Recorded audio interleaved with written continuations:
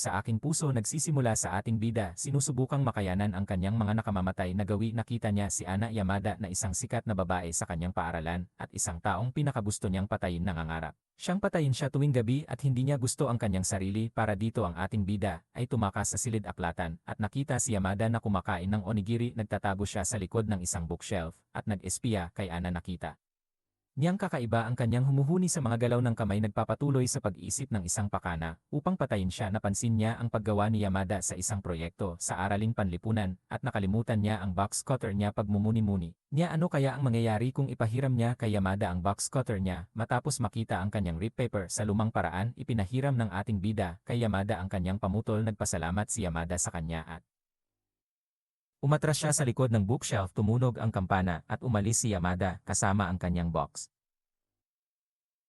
cutter sa kanyang pencil case. Habang ang kaklase ni Yamada ay nagtatanghal ng kanilang proyekto, napansin ng bida na mukhang depressed si Yamada. Iniwan siyang galit. Ang grupo ay naglalahad ng kanilang proyekto at nakita niya si Yamada na umiiyak sa malayo. Biglaan may nakarinig ng mga helicopter na lumilipad sa di kalayuan. Napatingin ang lahat sa direksyon ni Yamada. Ginagamit ng pangunahing tauhan ang kanyang box cutter para punitin ang kanyang proyekto, kaya walang makakapansin kay Yamada na umiiyak. Pinapagalitan siya ng mga kasama niya sa grupo habang tinanong ni Yamada ang kanyang kaibigan tungkol sa helicopter. Nagpapatunay na ginawa niya ang lahat para sa wala. Nakita ng bida si Yamada at ang kanyang mga kaibigan maloko at nagiging touchy. Narinig niya ang isa niyang kaklase na nag-uusap sa kanya. Maruming iniisip tungkol kay Yamada at ang kanyang mga komento ay ikinagalit niya.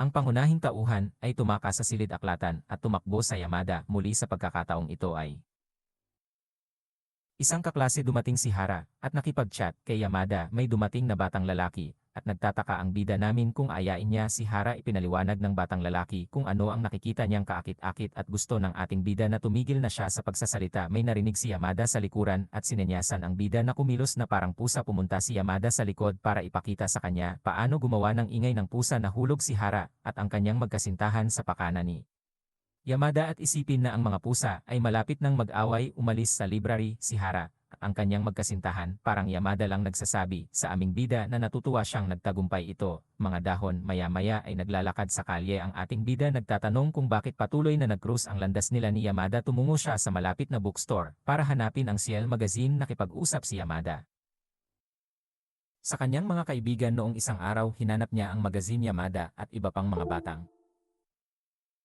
babae sa tindahan at nagtatago sa isang lugar. Pinapanood niya si Yamada na kakaiba ang kinikilos sa kanila at nagtataka kung sinusubukan niyang mapansin. Saglit niyang ipinagpatuloy ang pagkilos, ngunit sa huli ay uwi na ang ating bida at tumingin sa Ciel magazine at nakikita ang ilang larawan ni Yamada. Itinapon niya ito at nagtatanong kung bakit nahihirapan na siya sa sitwasyon. Sa isang flashback nalaman natin ang pangalan ng ating bida ay Kyotaro Ichikawa. Pumunta si Kyotaro sa paaralan at nakita si Yamada na may kasamang isa pang lalaki. Nagngangalang Haruya. Tinatanong ni Kyotaro kung boyfriend niya ito. Naririnig niya silang nag-uusap tungkol sa pagsisinungaling. Sinundan sila ni Kyotaro at naririnig silang nag-uusap ng mga bagay tulad ng social media at ice cream. Huminto sila at hiniling ni Haruya si Yamada sa kanya. Sa linya ayaw umamin ni Kyotaro na may pakialam siya sa sitwasyon ni Yamada. Naniniwala siyang magulo siyang tao at mga resulta sa pagpapadala ng kanyang bisikleta patungo sa dalawa sa hindi kapani-paniwalang bilis. Ito ay nawawala at dumapo sa tubig. Isa sa mga kaibigan ni Yamada ang nagsabi sa kanya tungkol sa sitwasyon at tinanong ni Yamada si Kyotaro kung bakit niya ito ginawa. Mabilis niyang biro at tumawa si Yamada. Ang episode ay nagtatapos sa Yamada na nagsasabi kay Kyotaro na siya ay isang nakakatawang tao. Episode 2 ng mga panganib sa aking puso. Nagsisimula sa Kyotaro na sumasalamin sa silid aklatan na ang kanyang ligtas na lugar at kung paanong ayaw niyang may pumasok dito. Sabay tiktik niya kay Yamada at napansin niyang kumakain siya ng candy para sa mga bata. Si Yamada ay nagpupumilit na maghanap ng tubig para sa kanyang pagkain at nagbuhos siya ng tubig sa sahig. Nilinis ito ni Kyotaro at dumating si Yamada at sinabi binalak niyang linisin ito mamaya. Napapansin niya may 3 minuto na lang silang natitira sa recess time at nagmamadaling kumuha ng tubig. Nagmamadaling pumunta si Kyotaro sa home economics room para kuhanin siya ng baso. Siya ay bumalik upang matuklasan nakakuha si Yamada ng sapat na tubig para maipagamot siya. Napansin ni Yamada si Kyotaro na umiinom mula sa isang baso at iniabot sa kanya ang kanyang basura. Sabi niya kaya niya itong panatilihin. Pinag-iisipan ni Kyotaro ang kanyang plano para maalis si Yamada habang nasa Klase samantala si Yamada ay pilit na pinapaypayan ang sarili mula sa init kaya ina-assist siya ng kaibigan niyang si Moiko, habang si Yamada si Moiko, at ang iba ay nagpapaypay sa isa't isa. Nagtataka si Kyotaro kung bakit mahilig kumain ng mag-isa si Yamada. Kapag marami siyang kaibigan, iniisip niya kung may balak ba siyang patayin si Yamada sa library. Humihingi si Yamada sa isang tao ng kanilang kamiseta at narinig ni Kyotaro ang mga kaklase niyang lalaki nag-isip ng isang bagay. Kaklase niyang si Adochi sinusubukang palihim na silipin si Yamada tulad ng pagbagsak ni Kyotaro ng kanyang box cutter sa lupa para makuha ang atensyon ni Adachi. Gumagana ang mga plano ni Kyotaro at lumabas siya ng klase. Itinatampok niya ang pinakamalapit na kaibigan ni Yamada na si Kobayashi. Gusto niyang tukuyin si Kobayashi bilang boyfriend ni Yamada at itinala kung paano hindi kailanman nagreklamo si Kobayashi sa silid aklatan. Ay hiniling ni Yamada kay Kyotaro na ipasa ang kanyang pamaypay at sabi niya isa ito sa mga tagahanga na nakakamangha. Sinabihan ni Yamada si Kyotaro na huminga, at habang inaamoy niya ang pamaypay napansin niyang suot ni Yamada ang kanyang swimming attire sa ilalim ng kanyang kasuotan sa paaralan. Nakatanggap si Yamada ng tawag sa telepono mula kay Moiko at nagtatago sa ilalim ng mesa. Hiniling niya kay Kyotaro na takpan ang upuan at itago siya. Pumasok si Kobayashi sa kwarto at tinanong si Kyotaro kung nasaan si Yamada. Umupo si Kobayashi sa mesa at si Kyotaro ay nakakaramdam ng pagkabalisa. Ibinahagi ni Kobayashi ang isang kwento tungkol sa kanya at kay Yamada at sinabing mahilig siyang kumain. Kobayashi states kung gaano siya nagsiselos sa pagkatao ni Yamada at tumingin habang si Yamada ay nagpapakita ng sarili at kinukumpirma ang mga pahayag ni Kobayashi na gusto niyang marinig na pinupuri siya ng mga tao. Habang paparating si Yamada upang ipakita ang kanyang sarili mula sa kanyang pinagtataguan ay hinawakan niya ang binti ni Kyotaro dahilan para magkaroon siya ng galit na galit. Umalis sina Yamada at Kobayashi habang si Kyotaro ay tumatakbo sa restroom para pakalmahin ang sarili. Pagkatapos ng summer break, naghahanda ang mga mag-aaral para sa nalalapit na pagdiriwang ng kultura. Ang klase ni Kitaro ang namamahala sa paggawa ang haunted house. Tinanong ni Yamada si Kitaro kung makakatulong siya sa mga dekorasyon. Tinutulungan ni Kitaro si Hara sa payo, ngunit nagambala sa dibdib ni Hara. Biglang tumalon si Yamada at tinakot si Kyotaro. Natapos si Hara at umalis tulad ng napansin ni Yamada ang isang gravestone drawing na may nakasulat na apelyido ng kanyang pamilya. Nagtataka si Kyotaro kung sinulat ni Hara ito dahil may vendetta siya kay Yamada. Hinawakan ni Adachi si Kyotaro at tinanong kung isinulat niya ito para maiwasan ang hidwaan ng dalawang babae. Inamin ni Kyotaro na ginawa niya ito. Gustong talunin ni Adachi si Kyotaro para mapabilib si Yamada, ngunit sa kabutihang palad dumating si Hara at sinabi sa klase na sinulat niya ito dahil nagsusulat siya ng mga karaniwang apelyido at planong burahin ang mga pangalan. Tinulungan ni Kyotaro si Hara na burahin ang mga ito habang si Yamada ay nakayakap sa kanya at humihingi ng tawad habang sinasabi sa kanya ni Kobayashi na lumapit at isagawa ang kanyang haunted house routine. Isinulat ni Kyotaro ang pangalan ng kanyang pamilya sa lapida at tumungo sa isa sa mga stall para maghugas ng kamay. Tanong niya kung ano ang ibig sabihin ni Yamada sa kanyang paghingi ng tawad. Nang bigla siyang ginulat ni Yamada at iniisip kung mas nakakatakot siya kung duguan siya. Sinimulan niyang guluhin ang pintura kaya ipinakita sa kanya ni Kitaro kung paano gawing mas katulad ng aktwal na dugo ang pintura. Mayroon silang maliit na intimate moment together, ngunit nataranta si Kitaro at umalis. Magsisimula na ang culture festival at nakita ni Kitaro si Haruya kasama ni Haruya si Yamada at ang kanyang mga kaibigan sa saya. At bagamat si Kyotaro ay may mga pangamba kay Haruya, kinikilala niya na hindi lahat masama si Haruya dahil tumulong siyang kunin ang kanyang bike sa ilog. Kyotaro at Yamada tumungo sa isang exhibit na nagha-highlight sa kanilang bayan. Nakahanap sila ng mapa sa lupa at nalaman ni Kyotaro na nakatira siya malapit sa Yamada. Tinanong ni Kyotaro kung maaari siyang kumuha ng litrato at kinuha ni Yamada ang kanyang telepono para makapag-selfie sila. Ito ay nagpapagulo sa kanya dahil gusto niyang kumuha ng litrato ng mapa pero kinuyom niya ang phone niya at nilike ang larawang kuha nilang magkasama. Ang episode ay nagtatapos sa Kyotaro nagsasaad paanong hindi nanalo ang klase niya sa pinakamataas na premyo ng kanilang paaralan at ang mapa ng bayan 80 taon na ang nakakaraan ay nanalo dito. Episode 3 ng mga panganib sa aking puso. Nagsisimula sa pag-iisip ni Kyotaro ng ideya para sa isang kwento. Pagkatapos ay binisita ni Kitaro ang nurse ng paaralan. Masakit kasi ulo niya. Nalaman niyang bumisita si Yamada sa opisina dahil may sakit siya sa tiyan kaya naglabas si Yamada ng candy mula sa kanyang bulsa at inaabot kay Kitaro ang isang tableta para sa kanyang sakit. Nakahanap siya ng tasa at napansin niyang ginamit ito ni Yamada kanina. Pilit niyang iniinom ang gamot ngunit pilit na nilalamon ang tableta. Kapag ginulat siya ni Yamada, umalis si Yamada. Ngunit napansin ni Kyotaro na naiwan ni Yamada ang kanyang damit pang gym ngunit nagpupumilit na Sunggaban sila bumalik ang nurse at itinapon ang mga damit ni Yamada sa Kyotaro na sinasabi sa kanya na ibalik ang mga iyon sa kanya. Tinangka ni Kyotaro na ibalik ang mga damit ni Yamada, ngunit tumakas siya sa opisina ng nurse upang isecure ang kanyang candy. Bumalik si Kyotaro sa klase upang ipagpatuloy ang paggawa sa kanyang kwento, sabay harap ni Adachi kay Yamada at sinusubukang tanungin siya ng sensual. May temang tanong si Yamada Adachi, at ang iba ay binigyan siya ng malamig na tingin, kaya iniba niya ang usapan at umalis. Inabutan ni Adachi si Kyotaro ng sulat para ibigay kay Yamada. Ayaw ni Kyotaro na magkaroon ng gulo kay Adachi, kaya inabot niya kay Yamada ang sulat. Gayunpaman inaabot niya kay Yamada ang kanyang drawing ng kanyang babaeng bida. Sa halip si Chietaro ay lumabas ng silid upang tingnan ang sulat ni Adochi, kung saan niya natuklasan gusto lang ng isang dochi ng address ng linya ni Yamada. Bumalik siya sa klase at narinig ang isang dochi na nag-conjure ng bago dirty plan para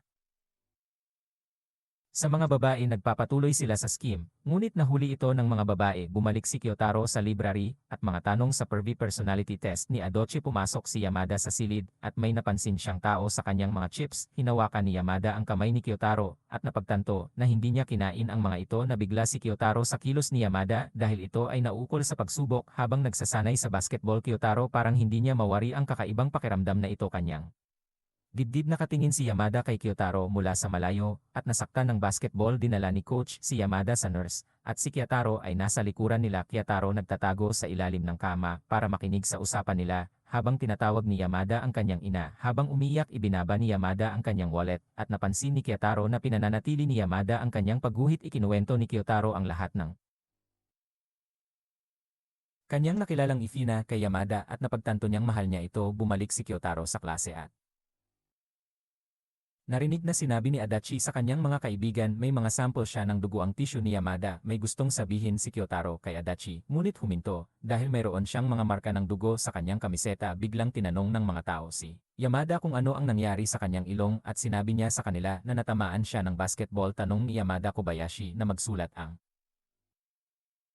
dahilan ng kanyang aksidente sa kanyang benda. Sabi ni Yamada sa kanyang mga kaibigan, nag-aalala siya na tuluyan ng baluktot ang kanyang ilong. Nararamdaman niya ang kanyang manager at ang mga magulang ay mabibigo sa kanya. Umalis si Chietaro sa klase at napansing na ubusan ng tissue si Yamada. Bumalik si Chietaro sa library at nag-iwan ng ilan sa mga mesa para kay Yamada. Nagtatago siya sa likod ng bookshelf at pinapanood ang Yamada na ginagamit para sa tissue habang kumakain ng chips.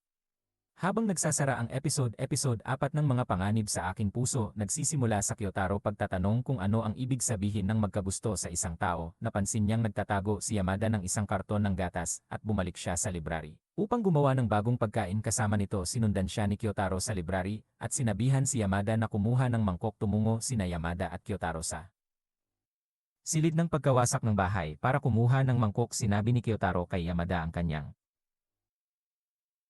paunawa na mahilig siyang kumain ng pagkain kailangan niyang gawin. Sinabi ni Yamada kay Kyotaro na siya ay nasa pagluluto. Palusot ang dalawa sa home economics room upang gawin ang pagkain. Sinabi ni Yamada kay Kyotaro na may tao sa kabilang kwarto kaya nagpasya si Kyotaro na manatiling tahimik. Subukan nila ang pagkain at isang guro ang natitisod sa kanila sa panahon ng paglilinis. Isang batang babae ang lumapit kay Yamada at pinapaalis niya ang kanyang basahan sa labas ng bintana. Tumungo siya sa labas kasama si Kobayashi upang kunin ito, kung saan napagtanto ni Kitaro ang babaeng ito. Pinangalanang Kanoya may ginawa kay Yamada at gustong humingi ng tawad. Sa silid aklatan ay nakita ni Kyotaro ang Kanoya nakatingin kay Yamada habang kumakain. Tanong ni Yamada kay Kyotaro kung gusto niyang kumuha ng litrato kasama siya, ngunit tumanggi si Kyotaro dahil ayaw niyang makasagabal. Sa paraan ni Kanoya, umalis siya sa library at kaibigan ni Kanoya, hinawakan siya ni Sekina. Hiniling ni Yamada kay Kanoya na kumuha ng litrato kasama niya at tinanggap ni Kanoya. Pagkatapos humingi ng paumanhin si Kanoya sa pagbato sa kanya ng basketball. Hindi alam ni Yamada na ginawa ito ni Kanoya. Nakakagulat na Kyotaro, naghuhulog siya ng ilang balot ng candy sa lupa kaya tinulungan siya ni Sekina at Kanoya na kunin ang mga ito. Umuwi si Kyotaro at nabangga si Yamada na nakapansin na si Kyotaro ay nakakuha ng bagong bike. Hiniling ni Yamada kay Kyotaro na dalhin siya sa isang tindahan ng merienda at tinanggap niya ang kanyang kahilingan sa kabila ng hindi komportable na pakiramdam. Sinabi ni Yamada kay Kyotaro na iniisip niyang umalis sa basketball club. Matagal nang hindi nakakalaro si Yamada at ipinagbawal sa paglalaro. Napansin ni Kyotaro ang isang istasyon ng pulis at nagsimula overreacting. Dinala ni Kyotaro si Yamada sa kanyang destinasyon at ginagantimpalaan niya siya ng isang treat. Kinabukasan ay ipinaalam ng guro ni Kyotaro sa klase yon may nagreport na Dinadalhan ng pagkain ng mga estudyante ang aklatan, ipinaalala niya sa kanila na hindi maaaring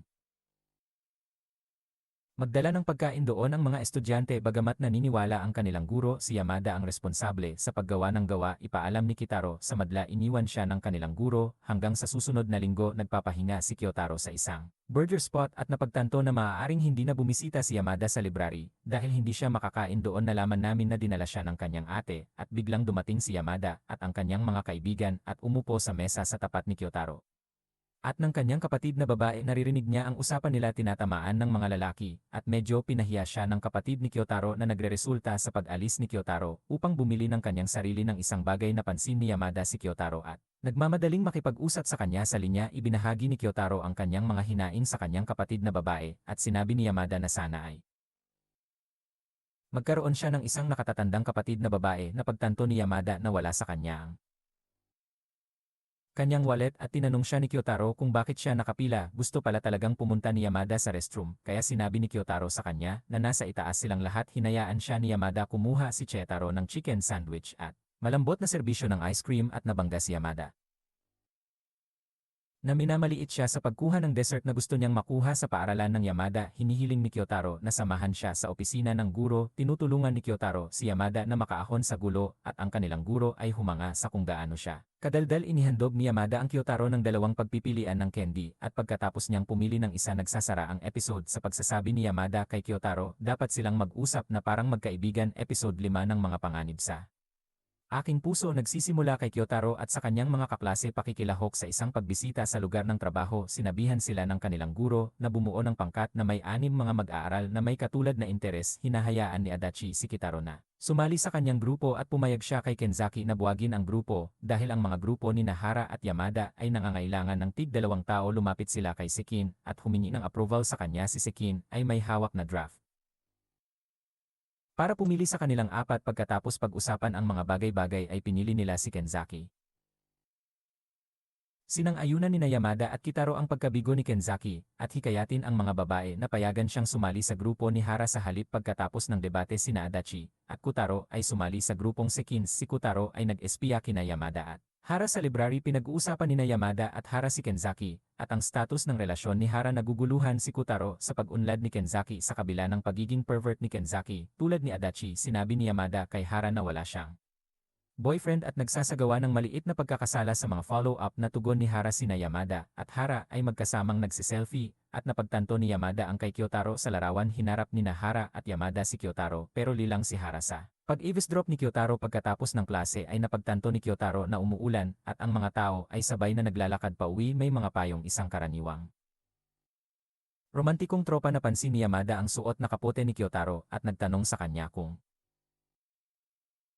maaari niyang hiramin ito. Plano niyang bumisita sa isang tindahan para bumili ng payong para sa kanya. Ibinigay ni Kyotaro kay Yamada ang kanyang kapote at umalis siya sa tindahan. Napansin ni Kyotaro na naiwan ni Yamada ang kanyang bag at ang kanyang charge card sa loob. Nakilala ni Kyotaro si Yamada at sinabi sa kanya na iniwan niya ang kanyang charge card sa loob nito. Inabot niya ang kanyang mga braso sa ibabaw ng Kyotaro para protektahan siya sa ulan at hiniling kay Kyotaro na kunin ito sa kanyang bag at nilagay sa bulsa niya. Nakatuklas si Kyotaro ng payong sa loob ng kanyang bag pero sabi ni Yamada sira daw. Nakita niyang nilagay ito ng wallet niya sa bulsa ng sando ni Yamada at umalis na si Yamada. Pagbabalik na may dalang bagong payong at bag ng merienda. Kinabukasan, Yamada dumating si Kyotaro at ang kanilang grupo sa Akita Publishing Sakina. Ipinagmamalaki ang kanyang kaalaman sa mga sa harap ng iba at nag-aalala si Kyotaro hindi maganda ang magiging resulta ng kanilang grupo. Sinusundan nila ang isang tao sa isang opisina na puno ng mga manggagawa. Sinubukan ni Adachi na maghanap ng mapag-uusapan kay Yamada. Nakita ni Yamada ang art piece ng kapwa modelo sa opisina. Binibigyan nito ng pagkakataon si Adachi na makausap siya tungkol sa karaniwang paksang alam nilang dalawa. Gayunpaman, ang pervy remarks ni Adachi ay sumisira sa kanyang mga pagkakataon. Adachi, sina Yoshida at Sekin ay sumusunod sa isang guide na babae sa ibang lugar. Iniwan sina Kobayashi, Kyotaro at Yamada.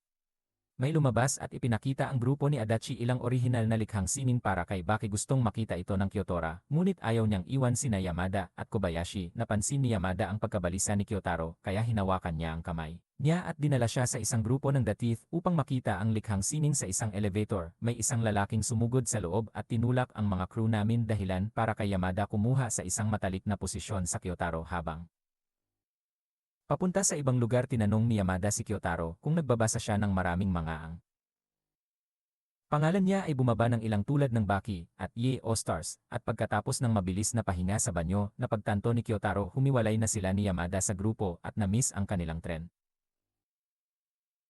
Nagtatapos ang episode kasama sina Yamada at Kyotaro mag-isa sa istasyon ng tren. Episode 6 ng mga panganib sa aking puso, nagsimula sa pag-utos ni Kyotaro kay Yamada na maupo hanggang sa dumating ang susunod na tren para pakalmahin si Yamada. Binilhan siya ni Kyotaro ng milk tea. Sinabi niya kay Yamada na siya ang may kasalanan sa kanila humiwalay sa grupo. Iniisip niya na gumagawa siya ng deklarasyon sa kanya, pumunta sa banyo at tumawa sa tren. Pinag-uusapan nina Yamada at Kyotaro ang mga relasyon, kung saan mas maganda ang pakiramdam ni Yamada. Ang mga relasyon ay palihim muling nagsama ang dalawa kay Kobayashi, at sa iba pa, at humingi ng tawad si Kobayashi kay Yamada sa pag-iwan sa kanya sa bahay. Tinatalakay ni Kyotaro ang kanyang mga hinaing sa kanyang pinagtatrabahuan, bisitahin ang grupo sa kanyang pamilya. Kinikilala ng kapatid na babae ni Kyotaro, mas naging masaya siya. Sa school lately, nabangga ni Kyotaro si Yamada sa paaralan, binibigyan niya siya ng ilang mga volume ng Kimiro Octave. Habang sinasabi ni Yamada kay Kyotaro alis siya ng maaga sa school ngayon, kaya gusto niya itong ibigay sa kanya. Ipinapaalam ni Kyotaro sa madla na may kaugaliang si Yamada umalis ng maaga o manatili sa bahay mula sa paaralan para sa mga dahilan ng trabaho. Habang may binabasa sa library, dumating si Yamada at hiniling kay Kyotaro na basahin ang libro. Nagkakaroon sila ng scuffle na humahantong sa isa pang matalik na sandali sa pagitan nila. Nahihiya tinanong ni Kyotaro si Yamada kung papasok siya bukas. Sinabi ni Yamada na papasok siya sa paaralan at aalis. Na pagtanto ni Kyotaro na nag-enjoy siya sa paaralan at binabasa si Kimiro sa bahay. Nakita ni Adachi si Kyotaro na nakikipag-usap kay Yamada tungkol sa mga kaya. Nilapitan niya si Kyotaro pagkatapos at tinanong siya tungkol sa kanyang malapit na koneksyon sa kanya. Tinatanong niya kung may boyfriend si Yamada at para hindi ipaalam kahit kanino ay tinanong niya ito. Sinabi ni Kyotaro kay Adachi na hindi niya alam. Inilipat ni Adachi ang talakayan sa isang bagay na sexual. Galit Kyotaro dahon at mga tanong kung totoo ba ang nararamdaman niya para kay Yamada o peking. Nakita niyang nagulat siya sa library. May nagpost kasi ng warning na wag doon kumain. Sinimulan ni Kyotaro na paliitin ang mga taong nakakakilala kay Yamada kumakain pa sa library. Sabi ni Yamada pinakamahusay na magtanong sa librarian tungkol sa karatula. Ipinapakita ng librarian sina Yamada at Kyotaro isang honey drop wrapper na nakita niya sa library. Pakiramdam niya ay pinakamahusay na magkaroon ng isang sign-in doon dahil karamihan sa mga tao ay madalas na hindi sumusunod sa mga patakaran maliban kung makita nila itong nakasulat para sa kanila. Bumalik sa library sina Kyotaro at Yamada. Nag-aalala si Kyotaro na hindi natitigil si Yamada ngayong nawalan na siya ng dahilan. Naglabas ng chocolates si Yamada at sinabing magpapatuloy siya sa pagkain dito. Sa kabila ng tanda ay nakita ni Kyotaro ang librarian at hinawakan ang kamay ni Yamada. Para umiwas na laman ng librarian ang tungkol sa mga tsokolate ni Yamada. Pagkatapos na pagtanto ni Kyotaro ang tsokolate na natunaw sa mga kamay ni Yamada, sinabihan siya ni Yamada na umalis at sinabi ni Kyotaro kay Yamada mas mabuti sigurong tanggalin niya ang mga merienda bago umalis. Bumalik si Kyotaro sa library kinabukasan at nakita si Yamada na gumagawa ng takdang aralin. Nakita ni Kyotaro ang tsokolate sa ilalim ng kanyang notebook. Nang ako si Yamada na natanggal siya sa ikatlong bahagi ng kanyang mga merienda. Tanong ni Kyotaro kay Yamada sinong mag-isip na magtapon ng pagkain sa library. Ibinalita ni Yamada ang sandali nang bigyan niya si Kyotaro ng isang bag ng chips sa unang episode. Gayunpaman sinabi ni Kyotaro na hindi niya ito itinapon. Nagtatapos ang episode sa pagtatanong ni Yamada kay Kyotaro ang ginawa niya sa bag. Episode 7 ng mga panganib sa aking puso nagsisimula sa Kyotaro pagtuklas ng Yamada sa isang palabas sa telebisyon na tinatawag na Columbus. Binuksan ni Gakuen Kyotaro ang kanyang AE at napagtanto na na-miss niya ang palabas sa paaralan. Sinabi ni Kyotaro sa kanyang sarili na gusto niya si Yamada pero okay lang siya sa mga bagay na nananatiling pareho sa pagitan nila. Ang mga mag-aaral ay nagsimulang tumakbo sa kanilang mga marathon at napagtanto ni Kyotaro ang paghabol sa kanya ni Yamada. Ayaw niyang magpatalo sa babae kaya binilisan niya ang bilis.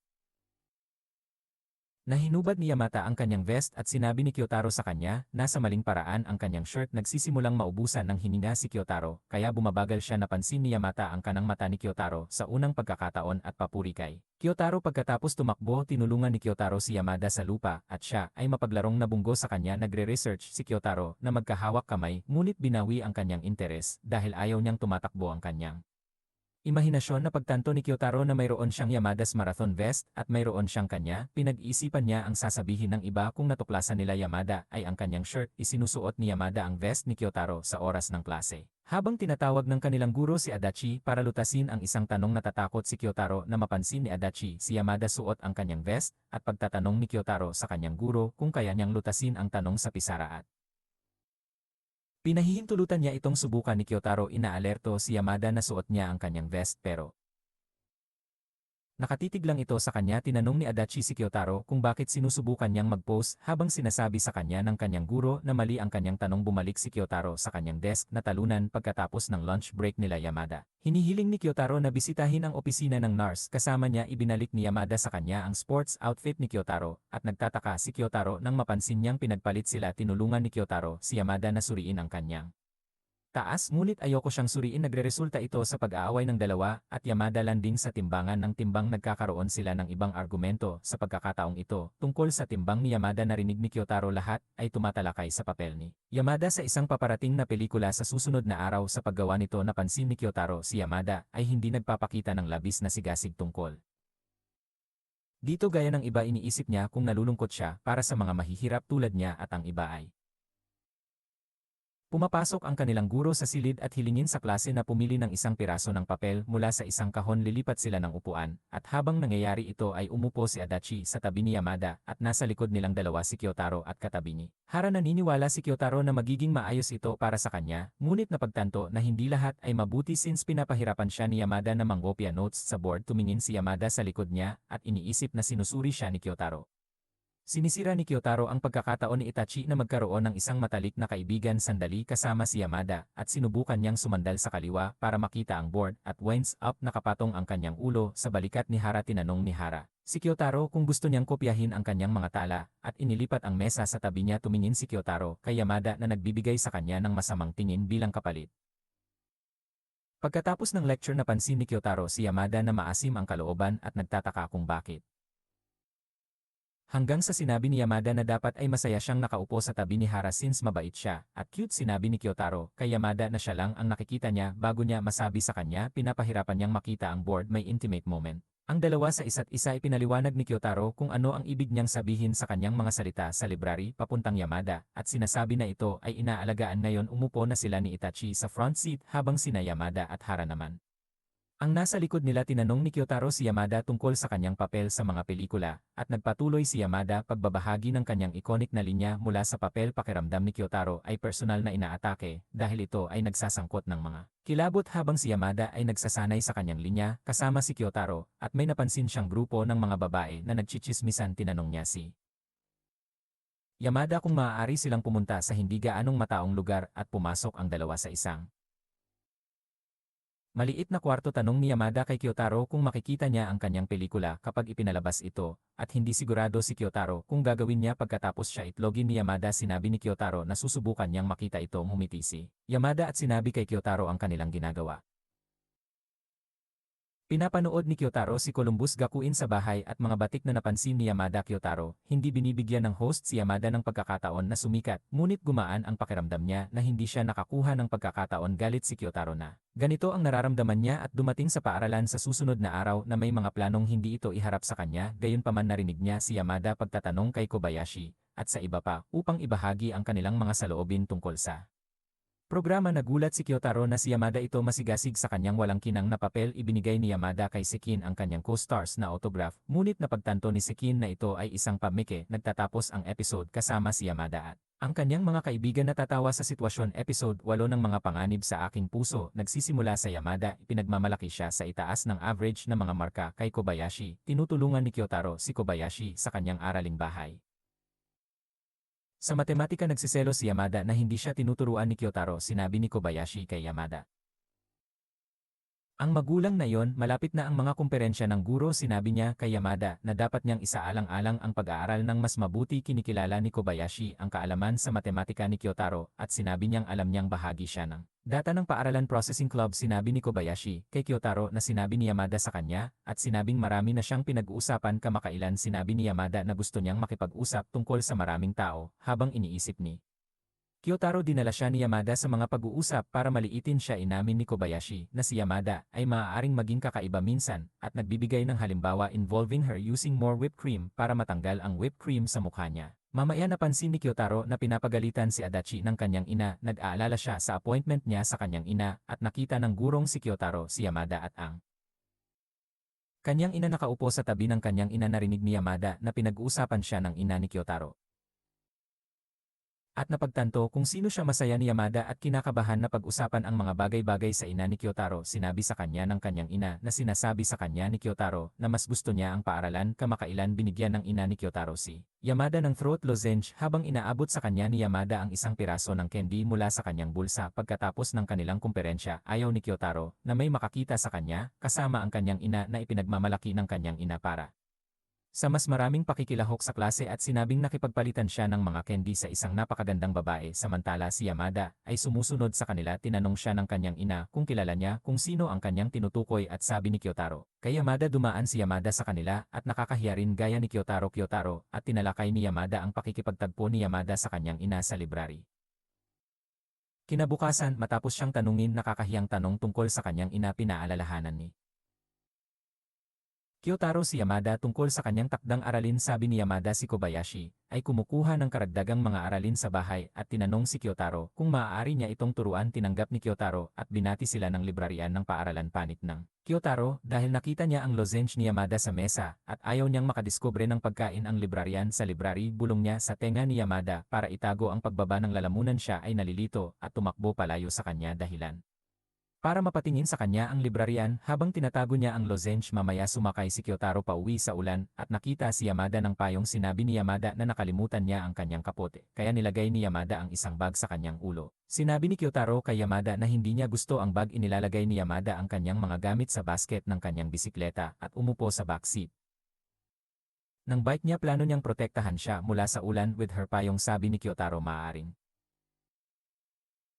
mapanganib para sa kanya na sumakay sa kanyang bisikleta sa ulan. Sumang-ayon si Yamada at hinayaan siyang sumakay mag-isa. Nakarating si Kyotaro sa kanyang tahanan at napansin ang mga gamit ni Yamada sa kanyang basket. Nagmamadaling pumunta si Kyotaro sa istasyon at binigay sa kanya ang mga gamit niya. Umuwi si Kyotaro at tumitingin sa Instagram profile ni Yamada. Nakita niya ang isang larawan nito na may hawak na 2 piraso ng pagkain at nagtataka kung may nakikita siya dahil sa tiyak mga bagay na nakita niya sa mga gamit ni Yamada. Bago niya ibalik ang mga ito, nagising si Kyotaro at nalaman niyang nilalagnat siya. Nanonood siya ng telebisyon at nananatili sa bahay. Narinig ni Kyotaro ang kanyang doorbell at nalaman ang paghihintay ni Yamada sa labas. Nagmamadali siyang lumabas at kinausap siya. Yamada inabutan siya ng pagkain na natanggap nila sa paaralan ngayon at humihingi ng paumanhin sa pagpigil sa kanya sa ulan. Sinabi sa kanya ni Kyotaro na huwag itong pansinin. Bago umalis si Yamada, pinapasok siya ni Kyotaro para uminom ng tsaa. Nagtatanong si Yamada kung may tao sa bahay at sabi ni Kyotaro ang kanyang ina ay nagtatrabaho ng part-time. Naghahanda si Kyotaro ng tsaa para kay Yamada, ngunit napansin niyang hindi siya nakasuot ng maayos na damit. Pagdadahilan niya sa kanyang kwarto, ngunit nanghihina bago niya maisuot ang isang bagay. Napansin ni Yamada na tapos na ang tsaa, ngunit nag-aalala tungkol sa kalusugan ni Kyotaro. Nakita niya itong nakahandusay sa kanyang silid. Inalalayan siya ni Yamada sa kanyang kama at binibihisan siya ng may init na damit. Iniisip ni Kyotaro kung nananaginip ba siya at nagyakapan ang dalawa. Nagising si Kyotaro at nakita ang kanyang kapatid na babae na nakaharap sa kanya. Ipinakita sa kanya ng kanyang ate ang cream na ibinigay sa kanya ni Yamada noon. Niyaya siya ni Kyotaro sa loob. Inaabot ng kapatid niya ang sulat ni Kyotaro. Yamada nalampasan ni Kyotaro ang kanyang lagnat sa sumunod na araw at sinabi sa kanya ng kanyang ina na nakita niya si Yamada kahapon. Nabangga ni Kyotaro si Yamada at nalaman niyang nagkakaroon siya ng mga problema sa lalamunan. Tinanong siya ni Yamada kung mabuti na ba ang pakiramdam niya at naaalala ang anumang bagay mula kahapon. Nabangga sila ni Kobayashi at nalaman ang lamig ni Yamada.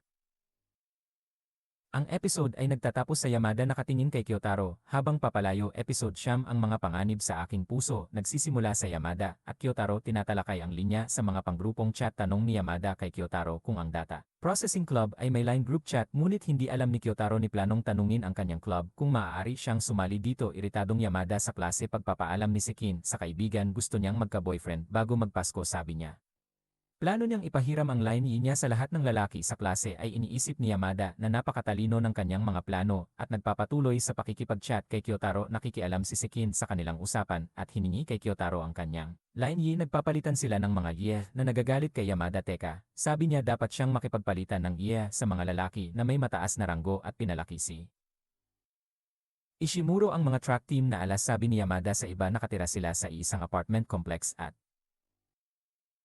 mas pinipilit siya ni Sekin na kunin ang line niya kahit alam ni Kobayashi na gusto ni Sekin para sa sarili niya. Bagaman ayaw pigilan ni Kyotaro si Yamada ang ni Ishimura ay hindi niya maiwasang makaramdam ng selos matapos maalala ang usapan nila sa library. Si Kyotaro ay nababaliw sa klase. Nakakumbinsi ito kay Yamada hindi para ipagpalit ang kanyang line kay Ishimura. Lumapit si Adachi kay Kyotaro at kinukutya siya sa pagkakaroon ng kanyang kapatid na babae bilang isang kontak sa linya. Pagkatapos ng paaralan, ipinagpatuloy ni Kyotaro ang pagbabasa ng mga na ipinahiram sa kanya ni Yamada. Tanong niya kung sinusubukan ni Yamada na ipahiram sa kanya ang kanyang line sa library ngayon. Tapos iniisip niya kung may legit shot siya kay Yamada pero ayaw niyang bigyan ng pag-asa ang sarili. Nakita ni Kyotaro si Yamada na nakikipag-chat kay Haruya sa paaralan. Si Haruya ay gumagawa ng mga galaw kay Yamada at kinukumbinsi si Kobayashi na pumunta sa kanyang lugar upang maglaro ng bagong video game. Sabi niya welcome si Yamada na dumaan kung gusto niya. Sinabi ni Yamada kay Kobayashi hindi siya pupunta sa kinaroroonan ni Haruya sa klase. Sinabi ni Kobayashi na bibisita siya sa kanyang lugar kasama si Sekin. Sa halip sinabi ni Yamada kay Kobayashi na dapat niyang pag-isipang muli ang pagpunta, ngunit hindi ipinaliwanag kung bakit. Alam ni Kyotaro ayaw kasi sabihin ni Yamada kay Kobayashi na inimbitahan siya ni Haruya bilang pain para mapaalis si Yamada. Sinabi ni Yamada na wala siyang tiwala kay Haruya, ngunit pinilit ni Kobayashi na pumunta. Nakita ni Kyotaro si Yamada na umiiyak sa library. Nakita siya ni Yamada ngumiti at tinanong si Kyotaro kung naglalaro ba siya ng mga video game. Sabi niya mahilig siyang maglaro ng Switch niya. Sinabi sa kanya ni Yamada kung gaano ka-gamer ang kanyang ama bago ang dalagang tumambay kay Haruya pagdating sa library kasama ang kaibigan niya. Umalis si Kyotaro sa mesa ng 1 minuto. Humingi ng tawad ang dalaga sa inasal ni Haruya ang mga batang babae. Butter Yamada up. Sabi niya malamang may boyfriend na siya. Tumingin si Yamada kay Kyotaro na nakakuyom ang kanyang mga kamao at sasabihin sa batang babae na wala siya nito. Maraming beses lumingon siya kay Kyotaro at nangako na hindi na patingin ang mga babae sa kanilang dalawa at lumabas ng library. Naguguluhan si Kyotaro sa lahat, ngunit nagsasabi kay Yamada hindi siya dapat tumambay sa kanya kapag naroroon ang iba. Lumapit si Yamada sa Kyotaro kapag napapansin niya naglalakad si Haruya at ang babae sa library. Nakita ni Haruya sina Yamada at Kyotaro medyo nagiging intimate sa isa't isa at umalis sa library. Humingi nang paumanhin si Yamada kay Kyotaro na naguguluhan sa nangyari. Naglalakad si Kyotaro sa mga bulwagan at narinig si Sekin na nagsasabi kay Kobayashi ang masakit na katotohanan tungkol sa pagpayag ni Haruya na anyayahan siya sa kanyang tahanan. Pinaglalaruan ito ni Kobayashi, parang alam niyang iyon ang intensyon niya. Habang tinitiktik silang lahat ni Kyotaro pagkatapos ng klase, lumapit si Kobayashi kay Yamada at sinabi sa kanya na hindi siya pupunta sa lugar ni Haruya. Masaya si Yamada at nakipagsapalaran ang dalawa sa kung saan. Samantala nakita ni Kyotaro si Haruya, ngunit hindi siya nakipag-ugnayan sa kanya. Nagtataka si Kyotaro kung iniisip ni Haruya na sila ni Yamada ay nakikipag-date at kung ginamit siya ni Yamada bilang pain para akitin si Haruya. Pakiramdam ni Kyotaro ay ginagamit siya ni Yamada sa buong oras na ito para makalapit kay Haruya. Bumalik si Kyotaro sa pagbabasa sa kanyang pagpatay encyclopedia book sa klase at notes na hindi na siya bumibisita sa library ni wala siyang pakialam. Lumapit si Yamada sa Kyotaro sa isang lugar sa paaralan at tinanong siya kung galit ba siya sa kanya. Sa sobrang lapit sa kanya, sinabi ni Kyotaro na mayroon siyang mga lugar na mapupuntahan, ngunit narinig Yamada umiiyak. Kyotaro na pagtanto hindi si Yamada ang tipo ng tao na gagamit ng tao at mga tanong kung gusto lang ng isip niya na bigyan siya ng dahilan para kamuhian siya. Sinabi ni Kyotaro kay Yamada na hindi siya galit sa kanya at niyakap ito ng dalawa at sabay na umuwi bago pumunta si Kyotaro sa kanyang hiwalay na landas. Pinigilan siya ni Yamada dahil mas gusto niya itong makachat matapos pag-usapan ang planong paglalakbay ni Kyotaro. Ibinalik niya sa kanya ang mga ni Yamada at ibinahagi ang kanyang paboritong sandali. Plano niyang dalhin siya sa susunod na libro sa Lunes. Dumating ang Lunes, ngunit nakalimutan ni Yamada ang kanyang libro. Habang ang sama ng loob ni Sekin ay nabigo siyang magkaroon ng boyfriend. Dadalhin niya ang susunod na volume bukas. Ipinaalala sa kanya ng isang Kyotaro na magsisimula ang winter break bukas. Yamada at Kyotaro exchange line at planong makipagkita kay Ichiko sa Shibuya. Nagsasara ang episode sa pagsasabi ni Yamada kay Kyotaro magandang gabi. Overline episode 1-0 ng mga panganib sa Aking puso nagsisimula sa Kyotaro naghihintay sa pagdating ni Yamada sa Ichiko para makatanggap ng susunod na mga volume mula sa kanya. Napansin niyang nakatayo si Yamada at nilapitan siya. Yamada hiniling ni Kyotaro na sundan siya sa isang lugar sa lungsod. Habang naglalakad sila ay tinanggal ni Kyotaro ang kanyang hood at maskara para hindi magmukhang creepy. Sinabi ni Yamada kay Kyotaro na hawakan ang bag para hindi sila maligaw. Nakarating sila sa isang kainan dahil gusto ni Yamada na kumain ng pancake ng lugar. Habang nasa pila tinatalakay ni Yamada ang ilang mga alamat ng pakikipag-date kay Kyotaro tungkol sa mga amusement park at paghihintay sa pila. Tinanong ni Kyotaro si Yamada tungkol sa kung paano niya ginawa ang kanyang buhok. Sinabi ni Yamada na ginawa ito ng kanyang ina para sa kanya at kinukumpirma ang strikto lang ng nanay niya kapag nasa public sila. Sinabi ni Yamada na mabait ang kanyang ina sa bahay at gusto siyang tawaging Ana-chan. Ang cute ni Kyotaro sa table nila. Napapansin ni Kyotaro kung gaano kamahal ang lahat at umorder ng murang pagkain. Kapag umalis ang waitress, napansin ni Yamada na mahilig magsuot ng maiitim na damit si Kyotaro. Inamin niyang mahilig din siyang magsuot ng maitim na damit at sinabi ni Kyotaro na dapat ay maganda ito sa kanya dahil malamang nagagawin niya itong nakaistilo at cool. Iniisip ni Kyotaro ang kanyang araw kasama si Yamada sa ngayon. Habang nagpapaliwanag siya kung paano ang kanyang stylist ay may parehong mga damdamin. Nagsisimulang ng hinayang si Kyotaro na nakilala si Yamada sa labas ng school since nararamdaman niya hindi siya maaaring kumonekta sa kanya sa isang personal na antas. Bumalik ang waiter, dala ang kanilang pagkain at hiniling ni Yamada kay Kyotaro na kunan siya ng litrato kumakain ng kanyang pagkain para sa kanyang mga sosyal. Sinabi ni Kyotaro na pinakamahusay na mag-shoot ng video at pumayag si Yamada. Sabi ni Kyotaro kay Yamada, maaaring hindi magandang ideya na i-upload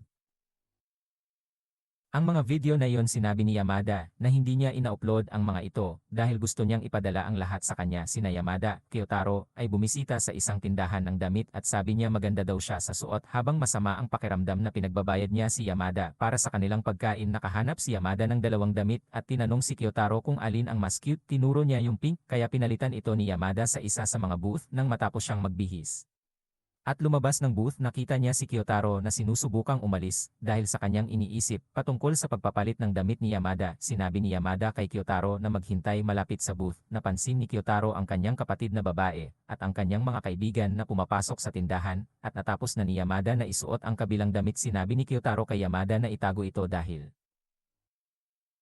nandito ang ate niya. Gustong magpakilala ni Yamada ngunit tumanggi si Kyotaro na ipaalam sa kanyang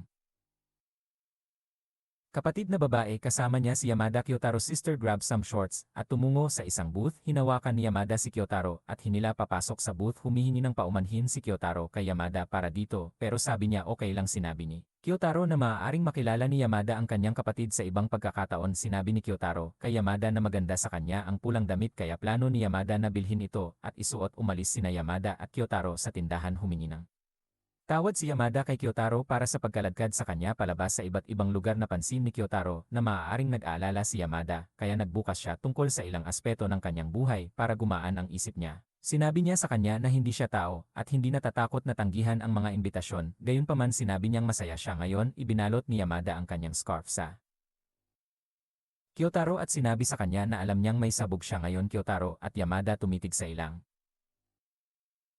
napakagandang ilaw sa lungsod at bisitahin ang istasyon ng tren. Hiniling ni Kyotaro kay Yamada ang bag na may mga at grabs ito sila makakuha ng sa isang mahigpit na kalagayan dahilan para maghiwalay sila sa tren. Hinawakan ni Kyotaro ang kamay ni Yamada nang hindi namamalayan at nagpatuloy sila sa paglalakad pauwi. Sabi ni Kyotaro, hindi nila alam ni Yamada kung kailan sila titigil sa paghawak ng kamay. Nag-aalala siya na baka ma-realize nito ang nararamdaman niya para sa kanya nakarating sina Yamada at Kyotaro sa kanyang tahanan at tumigil sa paghawak ng kamay. Sinabihan ni Yamada si Kyotaro na huwag nang sabihin sa kanya ang Happy New Year dahil may ilang araw pa sila sa December. Habang si Yamada ay nagpapanggap bilang Santa, iniisip ni Kyotaro kung maaaring malaman ni Yamada na gusto niya siya. Habang binabasa ni Kyotaro ang susunod na volume ng Kimi Iro, si Octave sa kanyang silid ay nagmumuni-muni kung maaari niyang mahawakan ang mga bagay ng iba. Si Kyotaro ay nag-conjure ng isang haka-haka na kasama na kahawig niya at ang bida mula kay Kimi Iro. Octave ang taong ito. Nagtatanong kay Kyotaro kung sa tingin niya ay may shot siya kay Yamada. Naniniwala si Kyotaro na ginagawa niya ito dahil magkahawak sila ng kamay. Gayunpaman siya ay nagtatalo ang Tauchi ni Yamada. Sa lahat at baka ganoon din ang trato sa kanya nagsasara ang episode sa Kyotaro. Nagpupumilit na makatulog episode 11 ng mga panganib sa aking puso. Nagsisimula sa Kyotaro sa isang restaurant na may Sekin Haruya at iba pa tinanong ni Haruya si Kyotaro kung ano ang pinagkakaabalahan ni Yamada habang nakikita natin ang pinsala sa braso ni Kyotaro pagkatapos ay pinutol namin sa 4 na araw ang nakalipas kasama si Kyotaro at ang kanyang pamilya sa kanilang taunang paglalakbay sa Akita. Nagalit si Kyotaro na natigilan siya kasama ang kanyang kapatid na babae sa isang silid sa kabila ng pagiging karaniwang uso. Nag-aalala si Kyotaro na matuklasan siya ng kanyang kapatid na babae at malapit na koneksyon ni Yamada si Kyotaro ay nagtungo sa labas upang kumuha ng mga larawan ng nyebe ni Akita dahil nangako siya kay Yamada na magpapadala siya ng litrato mga biyahe sa Kyotaro at natagpuan siya ng kanyang kapatid na babae. Pagkalipas ng ilang oras sa nyebe bumangon si Kyotaro ngunit napansin niyang nabali ang kanyang braso pagkabalik galing sa ospital at naghapunan kasama ang kanyang mga kamag-anak. Pinadalhan ni Kyotaro si Yamada ng larawan niya at ng kanyang putol na braso. Yamada video calls Kyotaro sa gabi at napansin ang suot na pajama ni Yamada. Tinanong ni Yamada si Kyotaro tungkol sa kanyang braso pero pangako niya hindi masakit. Sabi ni Kyotaro uwi siya bukas. Nakita ni Kyotaro ang kanyang kapatid na babae na naninilip sa kanya. Sa usapan ni Yamada kinumbinsi ni Kyotaro ang kanyang kapatid na babae isa lang siyang kaibigan mula sa paaralan at sana ay hindi siya kukulitin nito. Nakakapagtakang hindi siya kinukutya ng ate niya at bumalik sa pagtulog. Si Kyotaro ay tumingin sa kanyang telepono at napansing pinadalhan siya ni Yamada ng mensahe. Nagtatanong sa kanya tungkol sa sitwasyon ng kanyang ate at bakit niya inihinto ang tawag. Sinabi ni Kyotaro kay Yamada iyon sinabi niya sa kanya na magkaibigan sila sa ngayon at ito ang nagpapasaya kay Yamada. Tinanong ni Yamada si Kyotaro kung maaari niya itong tawagan muli. Nag-aalala sa kanya pumunta si Kyotaro sa hallway upang ipagpatuloy ang kanyang pakikipag-usap kay Yamada. Hinihiling niya kay Kyotaro gawin ang ilang mga gawain na tila may kaugnayan sa mga tema sa mga na binabasa niya. Nagpapadala sila ng good night text sa isa't isa para tapusin ang gabing. Bumalik si Kyotaro at ang kanyang pamilya sa Tokyo ngunit dumaan sa isang antigong tindahan. Kumuha siya ng keychain ng aso at gustong ibigay ito kay Yamada. Sa kanilang pagsakay sa kotse ang kapatid ni Kyotaro ay nagtanong kay Kyotaro tungkol kay Yamada. Napagtanto ni Kyotaro kung gaano sila karelasyon ng kanyang kapatid na babae tungkol sa kanilang mga pattern ng pag-isip kahit na maaaring isipin ng kanyang kapatid na si Yamada ay wala sa liga ng Kyotaro. Hindi niya maalis sa isip niya matapos maalala ang tala. Umalis si Yamada patungong Kyotaro sa isang nakaraang episode. Ang kanyang kapatid na babae ay nagsimulang panunukso sa kanyang potensyal na interes sa Yamada. Pag-uwi nila umalis si Kyotaro para ibalik kay Yamada ang kanyang mga at scarf katabi ang keychain na binili niya para sa kanya sa Akita. Nabangga niya si Yamada na naglalakad sa kanyang asong Wantaro. Bumibisita sila sa isang park at nag-aalala si Kyotaro na binili niya si Yamada ng masamang regalo. Hiniling ni Yamada kay Kyotaro na bigyan ng ilang utos si Wantaro ngunit hindi niya sinusunod ang kanyang mga utos. Nagresulta ito sa Yamada na gawin ang mga aksyon sa halip para akitin si Wantaro na makinig kay Kyotaro. Ang kanyang mga pagtatangka ay nabigo kaya sila ay sumuko. Kinuha ni Yamada ang kanyang scarf mula sa bag ni Kyotaro dahil gusto niyang ibalik ito sa kanya. Inamin ni Yamada na gusto niyang panatilihin niya ito kaya iniharap ni Kyotaro kay Yamada ang keychain binili niya para sa kanya sa Akita. Yamada salamat Kyotaro para sa regalo. Tanong ni Yamada kay Kyotaro kung gusto niyang bumisita sa isang templo kasama siya sa bisperas ng bagong taon ay pumayag siyang sumama sa kanya, kaya plano ni Yamada na i-text sa kanya ang mga detalye mamaya. Pagkaraan ng ilang araw, ipinaalam ni Kyotaro sa madla. Araw-araw siyang nagte-text kay Yamada. Bumisita siya sa malapit na mart at nakita sina Sekin at Haruya na may isa pang kaibigan. Pagkatapos ay pinutol namin kung saan nagsimula ang episode, kasama si Haruya sinusubukang gamitin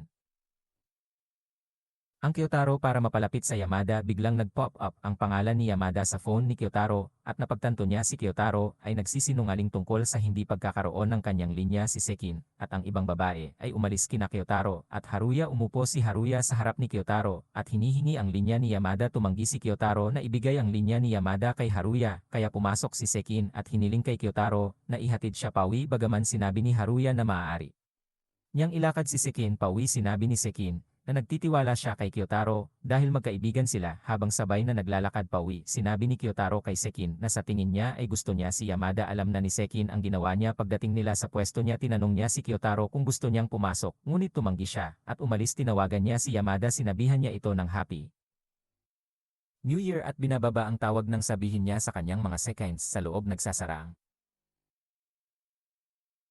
Episode sa Kyotaro nanunumpa na aminin ang kanyang nararamdaman kay Yamada balang araw ang episode ay nagsisimula kay Kyotaro at sa kanyang pamilya pagbisita sa kaganapan sa templo ng bagong taon plano ni Kyotaro na gumawa ng dahilan para umalis ang kanyang pamilya sa isang lugar ito ay magbibigay daan sa kanya upang makipagkita kay Yamada sa loob ng isang oras sa kasamaang palad ay nakita ng kanyang ina si Yamada na naghihintay sa kanya nakakagulat na Kyotaro kapatid ni Kyotaro. Sinabi ni Kana kay Kyotaro na kamustahin si Yamada ngunit alam niyang gusto nitong tumabi at manood nakita ni Yamada si Kyotaro kasama ang kanyang pamilya at nagpakilala sa kanila tumungo sila sa isang templo upang gawin ang kanilang mga hiling ng mag-isa at tinulungan ni Yamada si Kyotaro simula nang mabali ang kanyang mga braso. Habang papunta sila sa pamilya ni Kyotaro tinanong ni Yamada si Kyotaro tungkol sa kanyang nais bagamat hindi siya nagkaroon ng pagkakataong mag-wish sinabi ni Kyotaro na nais niyang manatiling pareho ang mga bagay nagpaalam si Yamada sa lahat habang si Kyotaro ay nagbabalak na makipagkita muli sa kanya sa lalong madaling panahon pinupuri ni Kana si Kyotaro sa kanyang maturity sa sitwasyon. Bago sila pumunta sa ibang lugar hinawakan ni Kana si Kyotaro at sinubukang abutin si Yamada upang makagawa ng isang mas mahusay na unang impresyon na hanap ni Kana at Kyotaro si Yamada na kumakain ng pagkain tinanong ni Kana si Yamada kung gusto niyang bumisita sa kanilang tahanan at tinanggap ni Yamada habang naglalakad sila papunta sa kanilang lugar na pagtanto ni Kana na maaaring bumili si Yamada ng pagkain para sa Kyotaro at sa tingin niya ay mayroon siyang matatag na pagkakataon sa kanya sa tahanan ni Kyotaro ay tinanggal ni Yamada ang kanyang jacket at sapatos at napansin ni Kyotaro na nakasuot siya ng kanyang keychain nag-aalala siyang makikita ito ni Kana dahil sa kasinungalingang sinabi nito sa kanya sa nakaraang episode sinubukan ni Kyotaro na kunin ang keychain sa baywang ni Yamada at sa tingin ni Kana ay inilalagay ni Kyotaro ang mga galaw kay Yamada tinanong ni Kana si Kyotaro kung ano ang dapat niyang itawag kay Yamada at pinaglalaruan ito ni Yamada para ipahiya si Kyotaro ibinahagi ni Kana ang kanyang yearbook sa Yamada at Kyotaro ang gulat ni Kyotaro ay napasigaw siya kaya kinuha niya ang kanyang yearbook at ipinakita ito kay Yamada binuklat ni Yamada ang libro at tinitingnan ang lahat ng mga larawan ni Kyotaro tinanong ni Yamada kung mayroon siyang mga larawan ni Kyotaro sa paaralan kaganapan sa panlabas na ekskursyon ngunit inihayag ni Kana na hindi pumunta si Kyotaro sinabi ni Kana kay Yamada na kailangan niyang makipagkita sa mga kaibigan, ngunit hiniling kay Yamada na manatili sa Kyotaro dahil may natirang sabaw sila nagtago si Kyotaro sa likod ng pinto para makinig sa usapan ni Kana kay Yamada Kana salamat Yamada para sa pagiging malapit na kaibigan ni Kyotaro tinanong ni Yamada si Kana kung maaari niya itong tawaging kapatid nakakagulat si Kana umalis si Kana nang pumasok si Yamada sa sala plano ni Kyotaro na tanggalin ang mga album ngunit sinundan siya ni Yamada sa kanyang silid si Yamada ay nakikipag-usap tungkol sa kung gaano ka-cute at kabaitan si Kana at kinuha ang album mula sa kanyang mga kamay tinanong siya ni Yamada tungkol sa dalawang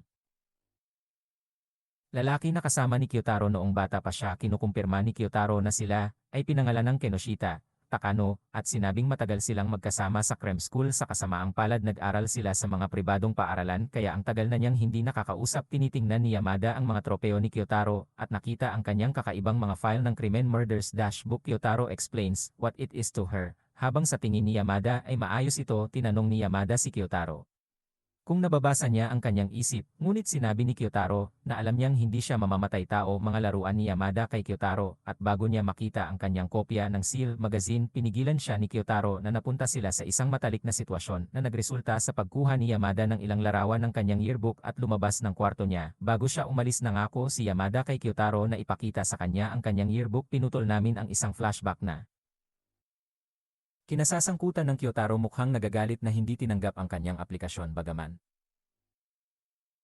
sina Kinoshida at Takana ay gustong makipag-hangout kasama si Kyotaro bago sila magsimula ng junior high isang araw nakita nila siyang nagbabasa ng parehong libro ng pagpatay napansin ni Yamada sa kwarto niya na humahantong sa kanila na iwanan ang Kyotaro para sa kabutihan nagising si Kyotaro mula sa kanyang panaginip at nakikipag-chat sa kanyang panloob na sarili bago makipagkita sa kanyang pamilya sa labas hinahatid siya ng kanyang ina sa paaralan at si Yamada ay natakot sa kanya. Hiniling ni Kana kay Yamada na bantayan si Kyotaro dahil ito ang unang araw niya mula nang masaktan siya. Habang naglalakad sila papuntang classroom tinanong ni Yamada si Kyotaro kung nasaan ang kanyang keychain ipinakita ito ni Kyotaro sa kanya at tinulungan siya ni Yamada na itali ito sa kanyang kamiseta sinasalamin ni Kyotaro ang kanyang mga nakaraang pakikipag-ugnayan kay Yamada sinabi ni Kyotaro. Kay Yamada noong year isa hindi niya gustong bumisita sa paaralan at nagsinungaling patungkol sa